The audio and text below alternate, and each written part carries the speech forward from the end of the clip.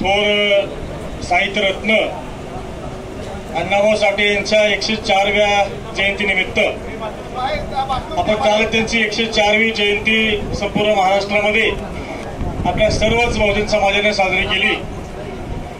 आज त्यांच्या जयंतीनिमित्तानं राष्ट्रवादी काँग्रेस पक्षाच्या वतीनं राज्यातील ब्रास बँड कलावंतांचा मेळावा या ठिकाणी संपन्न होतो। या मेळाव्याच्या उद्घाटनासाठी उपस्थित असलेले राष्ट्रवादी काँग्रेस पक्षाचे जिल्ह्याचे कार्याध्यक्ष अभिजितदादा कदम, म्हणजे राज्याचे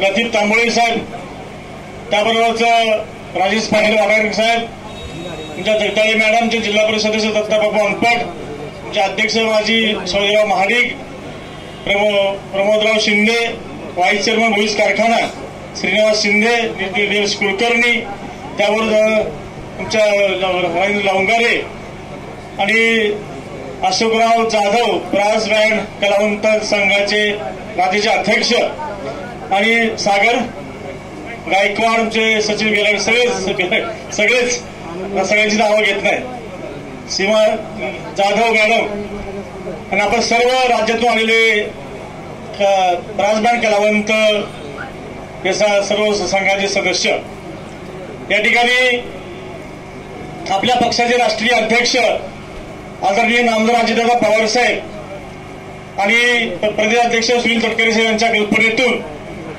ही राष्ट्रवादी पक्षाची ब्रास बँड कलावंत एक वेगळा सेल, वेगळा घटक हा राज्यामध्ये कुठल्याही पक्षाने कधीही तयार केला नव्हता। तो सेल ब्रास बँड कलावंतांचा आपल्या पक्षानं निर्माण केला, याचा निश्चितपणे आम्हा सर्वांना अभिमान आहे। कारण आपण अण्णाभाऊ साठेंची जयंती काल साजरी केली आणि अण्णाभाऊ साठे यांच्याबद्दल बोलायचं म्हटलं तर आपल्याला वेगळं व्याख्यान ठेवावं लागेल। त्यांचं एवढं प्रचंड साहित्य आहे आणि विशेषतः अण्णाभाऊ साठे हे मागासवर्गीय समाजामध्ये जन्मले आणि आयुष्यभर त्यांना आयुष्य अवघं 48 वर्षाचं आयुष्य मिळालं, पण तेवढ्या कालावधीत त्यांनी जेवढं म्हणून उपेक्षित समाजासाठी करता येईल तेवढं त्यांनी प्रयत्न केले।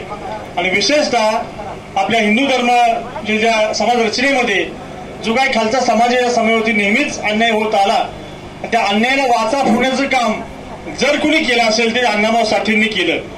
आणि त्यामुळं आपल्या राष्ट्रीय पक्षाचं सुद्धा धोरण तेच आहे।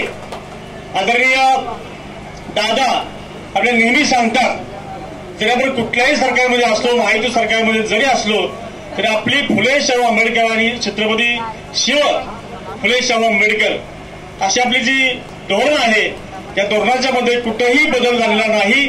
आपली पहिल्यापासूनची जी भूमिका आहे ओबीसी समाजाबरोबर घेऊन जाण्याची, इतर सर्व समाजाबरोबर, इतर जाती धर्माबरोबरच याही समाजाला कुठे यांच्यावर अन्याय होणार नाही याची काळजी जशी पहिली घेतली तशी भविष्यकाळामध्ये घेतली जाईल आणि आपल्या समाजाला न्याय द्यायचं काम राष्ट्रवादी काँग्रेस पक्ष अजितदादा हे करतील असा मला विश्वास आहे।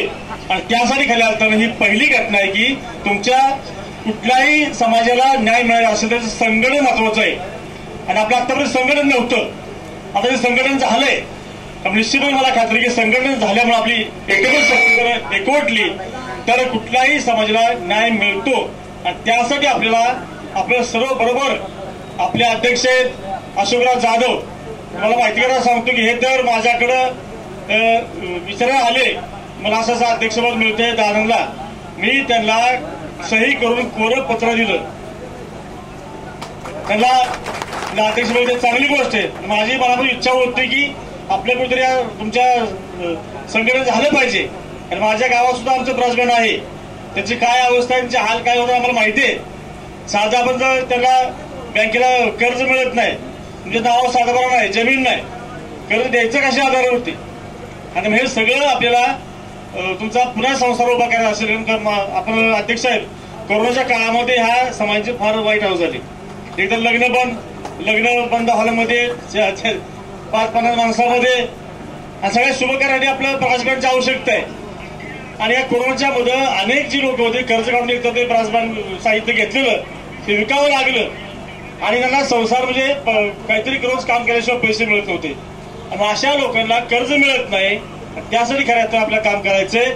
म्हणून मी एवढे आपल्याला आवाहन सर्वांना करतो, आपण सर्व एकत्र येऊन, आमच्या सर्व पक्षाच्या जिल्ह्याचे सर्व पदाधिकारी आपण एकत्र येऊन दादांच्या कानावर गोष्टी घालून सरकारच्या माध्यमातून काही योजना आणता आल्या तर आपण आणायचा प्रयत्न करू आणि त्याबरोबर पक्षाच्याही माध्यमातून आपल्याला जेवढी मदत करता येईल तसा प्रयत्न आपण सर्वजण करूया आणि पुन्हा आपल्या सर्व लोकांचे संसार कसे उभे राहतील, आपल्या मुलाबाळाला शिक्षण कसं चांगलं मिळेल, पण या व्यवसायामध्ये याची इच्छा असेल तर त्या व्यवसायामध्ये कसं त्याला हातभार लावता येईल असा प्रयत्न आपण सर्वजण करूया आणि हीच खऱ्या अर्थानं अण्णाभाऊसाठीला श्रद्धांजली ठरेल असं मला वाटतं आणि त्या दृष्टीने आपण काम करूया एवढी आपल्याला आवाहन करतो. आपल्या सर्वांना मनापासून धन्यवाद देतो. आपण राज्यातून इथं एकत्र आलात, आपल्या सर्वांचं स्वागत, सर्वांना धन्यवाद आणि या ठिकाणी थांबतो. जय हिंद, जय महाराष्ट्र. यानंतर 1 मिनिटाचा एक कार्यक्रम आहे.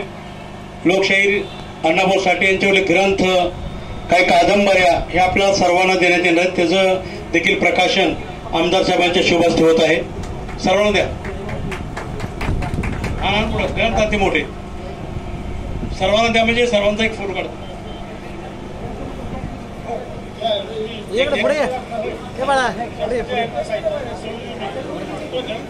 तिथून आणली येऊ आपण.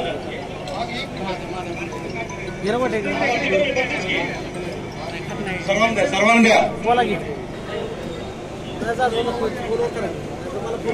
द्या लवकर.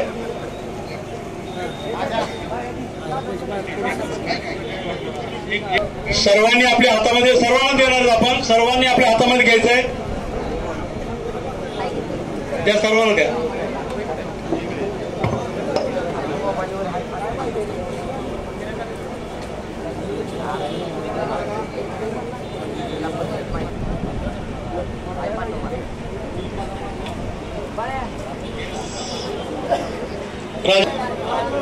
हरीशभाई आगार झालं की सागरजी गायकवाड पुणे, सागरजी विठ्ठल माने पिस्कळ प्रदेश सदस्य विठ्ठल माने. पुस्तकं सर्वांना जागेवरती मिळणार आहे, तुम्ही गडबड करू नका. हनुमंतराव माने जिल्हाध्यक्ष कराड. आनंदराव बोंडवे माजी उपसभापती पार्टीचे प्रदेश संघटक आनंदराव बोंडवे. आनंदराव बोंडवे एक मिनिट.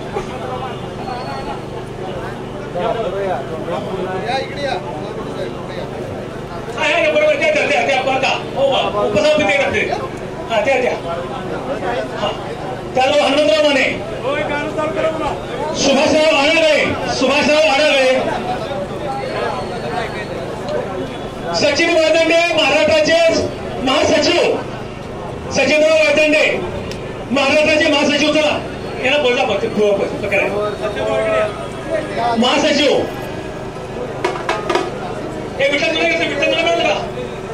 तुला मिळालं का? सुभाषराव आढाळे